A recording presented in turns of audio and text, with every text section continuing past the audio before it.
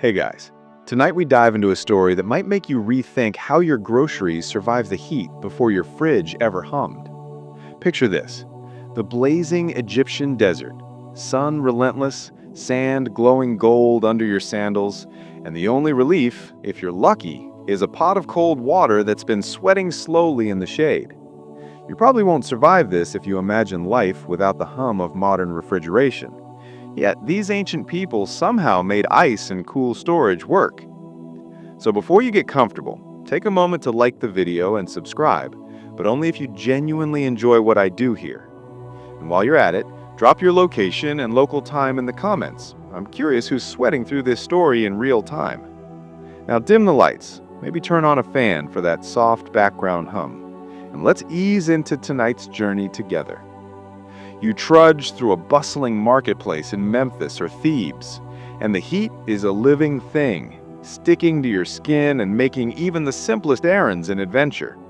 Egyptians quickly realized that survival in this environment meant not just finding water, but finding ways to preserve food before it turned into something unrecognizable.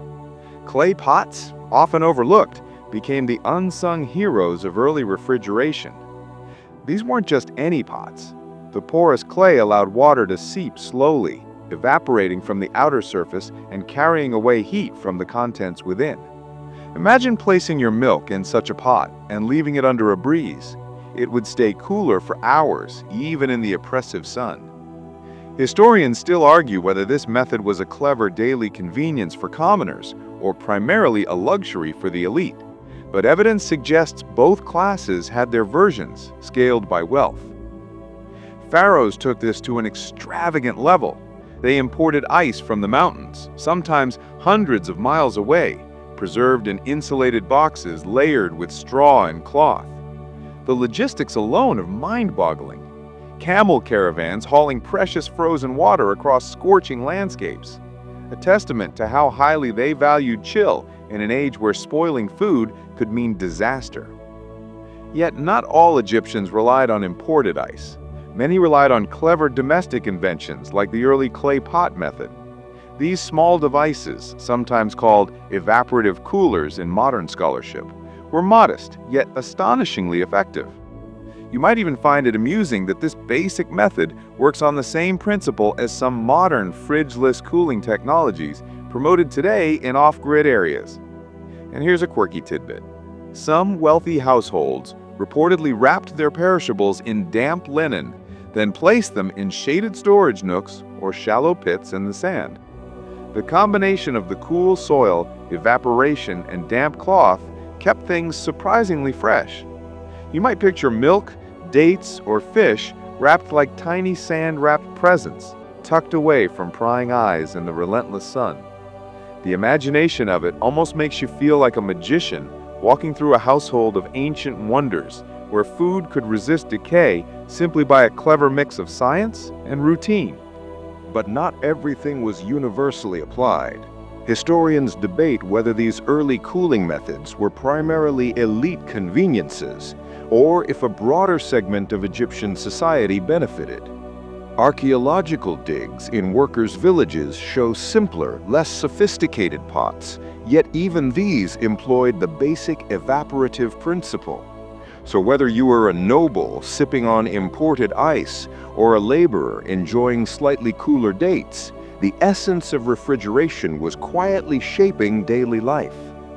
And if you think that's mundane, consider that your modern fridge owes a subtle debt to these early innovations, even if you rarely think about it while grabbing a cold drink. In this first section, we've seen heat as a relentless adversary, clay pots as ingenious tools, and ice as a luxury that inspired daring logistics. Egyptians blended practical science with everyday ingenuity, laying a quiet foundation for the concept of home refrigeration.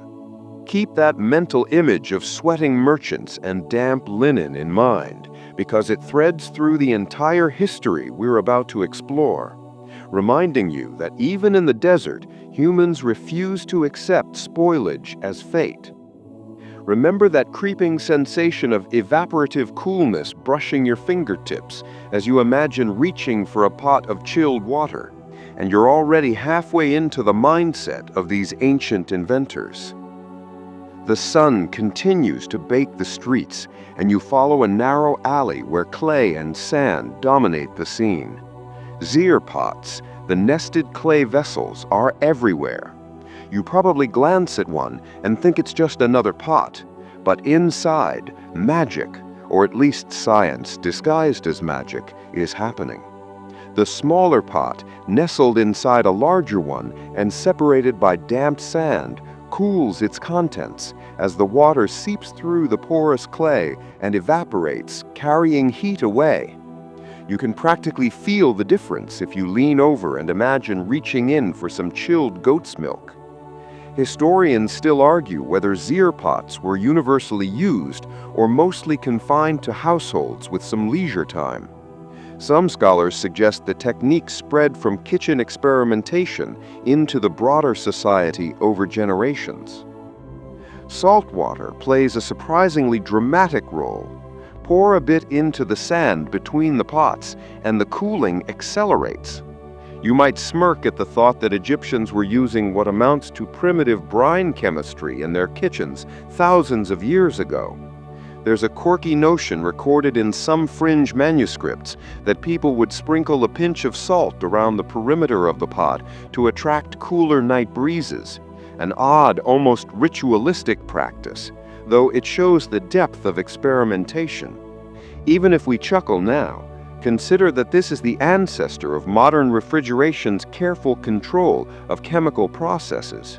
The brilliance is in simplicity. No electricity, no moving parts, just patience, porous clay, and the right mix of moisture. Daily life demanded more than just keeping liquids cool. Meat, beer, and milk all required preservation. Merchants in cities like Thebes and Memphis had dedicated spots in shaded courtyards for their Zeer pots, sometimes covered with mats to protect from dust and curious cats. Imagine yourself wandering among those stalls, smelling the earthy aroma of wet sand, clay, and stored food mingling in the air. Fringe records suggest some households even placed fragrant herbs between the pots to mask odors, a practical yet oddly aromatic touch that historians still debate in terms of how widespread it was. Not everyone had space or resources, so you'd see a gradient of sophistication from street vendors to palace kitchens. And here's a playful twist. Some texts describe household children being sent to carry water for the pots as part of daily chores, almost like early apprentices in refrigeration science. You can picture tiny hands trudging back and forth, careful not to spill a single drop, because every bit mattered in maintaining that precious coolness. It's endearing to imagine, and a little exhausting, kind of like the modern parental equivalent of reminding someone to turn off the fridge door. In essence, these Zeer pots were as much about routine and attention as they were about clever design. You might notice walking through reconstructed villages that pits dug into the sand were sometimes just as effective as fancy nested pots. Fill a pit with wet sand, place the food in a clay container, cover it, and voila, cool storage. Scholars debate whether this was a more commoner method compared to the nested Zeer approach used by wealthier families. Either way, you start to appreciate how universally human the urge to preserve food is, an urge powerful enough to inspire ingenious solutions in one of the hottest climates on Earth. By the end of this section, you should feel the subtle elegance of ancient Egyptian cooling science. Evaporation, porous clay, and a dash of salt combine to create something that, in its own quiet way, resembles a modern fridge in principle. You start to recognize that the home refrigerator is not a sudden invention. It's a long conversation with nature, sand, and water, carried across millennia. You step into a bustling household kitchen, the scent of baked bread mingling with the earthy aroma of damp clay. Here, the Egyptians were masters not just of survival, but of improvisation. Food preservation wasn't a luxury, It was essential. Milk, meat, beer, even delicate fruits had to withstand the relentless desert heat. You probably imagine them staring at spoiled food with despair, but instead they engineered clever routines that make you wonder why we take push-button fridges for granted. Clay Zeer pots and shallow pits are only part of the story. Linen wrappings soaked in water were another domestic hack. Wrap a piece of cheese, fish, or even dates in damp cloth, leave it in the shade or a shallow pit, and the evaporation keeps it cool. It's almost like magic, but it's pure physics. Historians still argue whether these practices were widespread or limited to certain classes, but archaeological digs suggest everyone had a version of fridge day. In wealthier households, dedicated courtyards served as storage zones, with multiple Zeer pots carefully monitored by household staff. Fringe accounts hint that some Egyptians even used airflow through small, narrow vents to circulate cooler night air around the pots, which might sound over-engineered, but shows an instinctive understanding of ventilation long before modern HVAC systems existed. You could imagine a mother checking her milk's temperature while whispering instructions to her children, and maybe shaking her head at how they're more interested in chasing cats than ensuring proper cooling. Beer was a staple, and preserving it required skill. Clay jars sealed with wax or resin kept it drinkable, sometimes supplemented by shallow storage in sand or mud to regulate temperature. Imagine watching artisans gently tamping mud around containers, almost like tenderly wrapping a newborn baby, but for your breakfast beverage. And yes, fringe texts suggest a quirky ritual of sprinkling aromatic herbs between containers to mask any developing odors, a blend of practicality and superstition that gives a whimsical glimpse into their daily lives. Historians debate whether this was common or just a niche elite practice, but the images are vivid and memorable. Meat preservation was trickier. Sun-dried, salted, or stored in Zeer pots, Egyptians used every available method. You can almost hear the sizzle of thinly sliced beef drying in the sun, while someone monitors another pot of milk. These multi-tiered strategies highlight an early understanding of spoilage cycles and moisture control. You probably won't believe it, but they even developed ways to rotate foods seasonally, prioritizing perishables that needed immediate attention versus those that could last longer. It's the kind of organization that rivals modern meal prep apps, only without any notifications or electricity. Even fringe practices are fascinating. Some wealthy households reportedly created miniature cellars within courtyards by digging deeper pits lined with wet clay, effectively underground refrigerators. Imagine sneaking into one of these pits at dusk, feeling the damp, cool air brush your arms, a secret microclimate designed to outsmart the desert. It's no wonder that travelers from neighboring regions marveled at Egyptian ingenuity, later carrying these ideas elsewhere.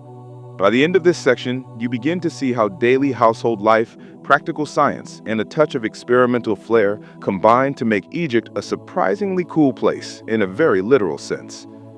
As the sun begins to dip, casting long shadows over temple walls, you wander into spaces that blur the line between daily life and ritual. Cool storage wasn't just practical, it had a spiritual dimension. Temples often had dedicated storage rooms for offerings, including fruits, bread, and beer, which needed to remain fresh for the gods.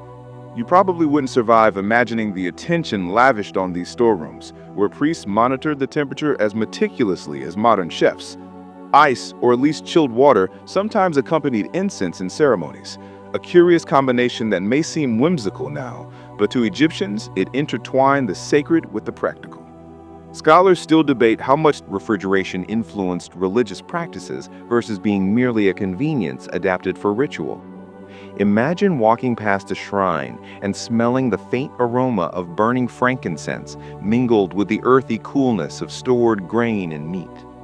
Fringe accounts hint that some temples had hidden pits lined with clay and dampened sand, almost like secret underground refrigerators for sacred food. Priests would check the contents daily, sometimes sprinkling water over the containers to maintain a chill. Ritual, science, and practicality merged seamlessly. You can picture the oddity of this practice: the scent of incense, the hiss of evaporating water, and the quiet hum of devotion. It's a scene that makes modern refrigerators seem almost sterile by comparison. Everyday rituals sometimes intersected with preservation. For instance, offerings prepared for festivals had to survive long journeys from kitchen to altar without spoiling. Linen wrappings and Zeer pots were often incorporated into these practices. You might smile at the image of a priest carefully wrapping bread in damp cloth before presenting it to a god, a minor act that echoed larger, more sophisticated cooling practices in households. Historians debate whether such integration was symbolic, practical, or both, but it clearly shows the Egyptians' holistic approach to food, climate, and spirituality. Quirky details abound. Some temple texts hint at using aromatic herbs and even certain oils alongside cooling methods to maintain both freshness and pleasing scent. Imagine fish preserved not just to eat later, but also to please the deities, a combination of practicality, devotion, and sensory artistry. These practices suggest that refrigeration wasn't merely functional, it was woven into the very cultural fabric, influencing festivals, offerings, and the daily rhythm of temple life. It's almost like the first multi-sensory fridge experience, long before anyone could dream of a glowing LED fridge light. By the end of this section, you've walked through temple courtyards, seen the interplay of ritual and preservation, and glimpsed a world where practical innovation met devotion. The Egyptian approach to cool storage wasn't limited to mundane kitchens. It permeated the sacred, adding layers of meaning to what we might casually call keeping food fresh. You start to see that the ancient home fridge has roots not just in science, but in culture, ritual, and a touch of whimsical experimentation. Remember that damp linen, the scented air, and the quiet dedication of priests, because these details thread straight into how the concept of refrigeration traveled forward through history. You step out of the temple shadows and into the broader sweep of history, feeling the continuity of human ingenuity like a faint breeze. The Zeer pot, damp linen wrappings, and clever pits were all ancestors to the modern home fridge. You probably take your hum of electricity for granted, but imagine a lineage stretching across millennia, connecting your chilled soda to the evaporative cooling of ancient Egypt. The principle is the same. Remove heat from a food to keep it fresh. Heat, slow decay, and extend life. From desert households to palace kitchens, this quiet innovation traveled slowly, whispered through trade routes, shared among travelers, and adapted to local climates. Scholars debate the degree of direct influence on European refrigeration versus coincidental reinvention, but the parallels are striking. European visitors to Egypt often returned home astonished. They marveled at the Zeer pots and underground pits, attempting to replicate them with local materials. Some fringe accounts even suggest that wealthy European households began experimenting with sand-filled terracotta containers after seeing Egyptian methods firsthand. You can almost picture a Renaissance kitchen, curious cooks peering into clay pots, scratching their heads at the magic of evaporative cooling and muttering to themselves, "Why didn't we think of this?" It's a delightful mental image and a reminder that technology often spreads slowly through observation, trial, and sometimes sheer fascination. The influence continued. In some Mediterranean towns, artisans adapted clay pot refrigeration to store wine, cheese, and perishable herbs. Historians still argue whether this was a direct import from Egyptian knowledge or a parallel evolution inspired by similar climatic challenges. Either way, the concept of a dedicated space for food preservation in the home was taking root, laying a foundation for the eventual mechanical refrigeration revolution centuries later. You probably wouldn't guess that your 21st century fridge owes anything to desert ingenuity, yet the connection is there, subtle but undeniable.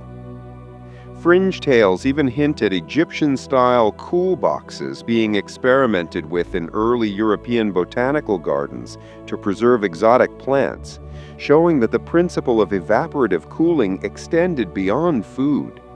Imagine gardeners in 17th century Europe carefully watering sand around clay containers, keeping tropical specimens alive through harsh winters. an echo of techniques that were simple, effective, and centuries old. It's quirky, almost charming, yet entirely practical. These experiments reflect the versatility of a simple principle: moisture, clay, and patience can beat heat in surprisingly effective ways. By the close of this section, the thread from Zeer pots to modern refrigerators becomes clear. Ancient Egyptians weren't just surviving the desert, they were inventing principles, testing techniques, and laying foundations that humanity would build upon for thousands of years. You've walked from the bustling households and sacred temples of Egypt through curious European observers to the cusp of mechanical refrigeration. The home fridge, often taken for granted, has roots in a combination of ingenuity, routine, and a touch of creative experimentation that started in the sun-baked courtyards of a civilization long gone. The sun has set, and you find yourself in a quieter rhythm, your imagination tracing the journey of coolness through time. The Zeer pots, the damp linens, the temple pits, they're not just artifacts, but whispers of ingenuity. Ingenuity that echoes even now. Human ingenuity, simple yet profound. Imagine the subtle hiss of evaporating water, the gentle chill against clay walls, the faint aromas of herbs and incense blending in a courtyard long ago. These details linger softly, almost like a lullaby from the past, reminding you that innovation often starts with small, patient experiments. As you ease into this calming imagery, think of the generations who perfected these techniques, the hands that carried water, the eyes that watched for spoilage, the minds that imagined coolness as a precious commodity. There is a soothing rhythm in these daily rituals, a quiet celebration of human creativity meeting necessity. Even the occasional quirky methods, the sprinkling of salt, the careful ventilation, and the aromatic herbs speak to a world where practicality, curiosity, and a touch of whimsy coexist. Now let your mind drift along the lineage of cooling, from the desert households of Egypt to the European experiments, and finally to the modern hum of your own refrigerator. Feel the continuity, the human desire to preserve, to improve, to find comfort in the heat of life. Let the images soften and fade. The sand, the clay, the cool pots, and the whisper of evaporating water, all gently dissolving into memory. Take a deep breath, relax your shoulders, and allow the story to settle like a cool evening breeze. In this quiet moment, remember that even the simplest inventions can shape civilizations, and that ingenuity often hides in the ordinary rhythms of daily life. Sleep with this thought gently brushing your mind, a serene echo of human persistence and creativity. Sweet dreams.